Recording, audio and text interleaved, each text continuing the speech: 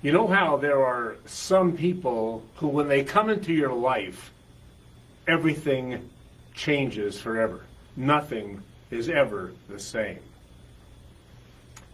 John Canary was that game changer for me.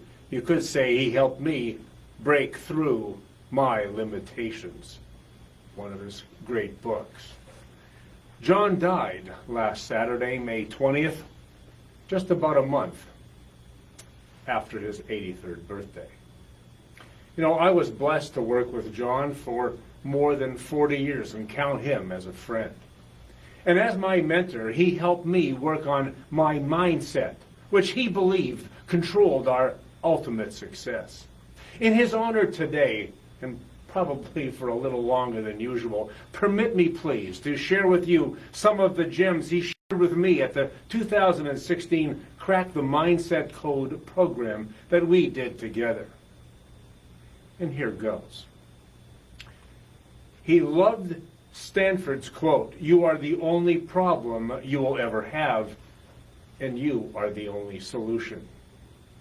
Successful people, he said, who enjoy life are not without problems. They are simply people who have learned to handle their problems by embracing positive attitudes. He's the first guy that ever gave me an attitude pin, which sadly is not on my lapel today, but I still have it.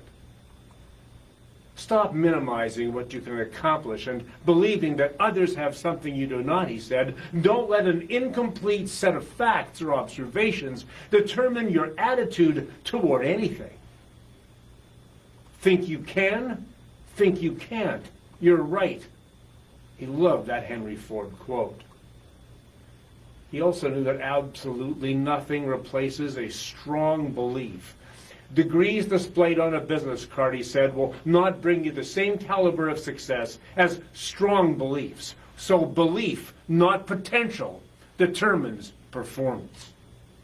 So long as you look for reasons why you can't, he said, you won't. All limiting beliefs are the imagined limits that you have built walls around you and that stop you.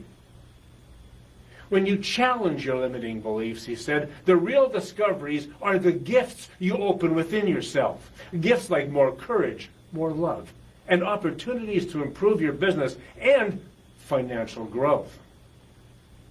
He loved Beecher's line, hold yourself responsible to a higher standard than anybody expects of you. People are creatures of habit, he said. People form habits, and habits form futures. He said you cannot change the past. You can learn from it, however, and respond creatively. Life is growth. Growth is change. To change is to grow often. People with determination and an open mind can accomplish far more in one day, he said, than those who lack determination can in a whole year. He loved Earl Nightingale's quote, too. Success is the progressive realization of a worthy ideal. And it kind of got this basic slogan of his back in an old program, decide, believe, begin. The power, he said, was in deciding, And action is the evidence of our faith in an idea. Self-image is an organization of ideas, he said, collected from one's own conclusions of self and from others' observations of us. Self-image is the regulator of our actions and the key to realizing our potential. He said it takes practice, not perfection. Practice, not perfection. Perfection is for the gods. The most we can all hope for is excellence. He loved to quote Carl Jung.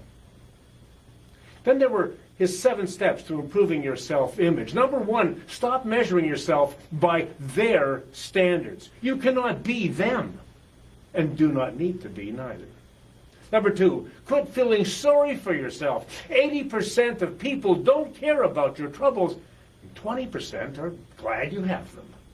3, if you're going to pass blame for your lack of results, make it useful by doing it in front of a mirror. Number 4, Make a list of all your personal liabilities, things you do not like about yourself. Since you cannot change the past, burn this list and your memory of these items. Number 5, be aware of your emotional climate, the environment to which you expose yourself. Change it if necessary.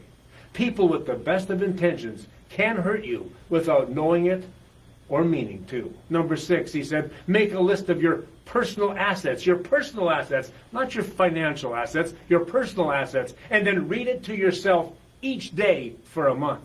That builds self-image. Number 7, listen to inspirational speakers and recordings and read positive material. He said, it's not what you do for people, it's what people do because of you. What a line that helped me with in my management career over the years. And finally, a bit of connecting with others and building relationships. And this is real classic Canary stuff. And you'll remember this if you ever heard him speak. He would say this: if I knew you and you knew me, and each of us could clearly see the meaning of my heart and yours, I'm sure we would differ less. We would clasp our hands in friendliness.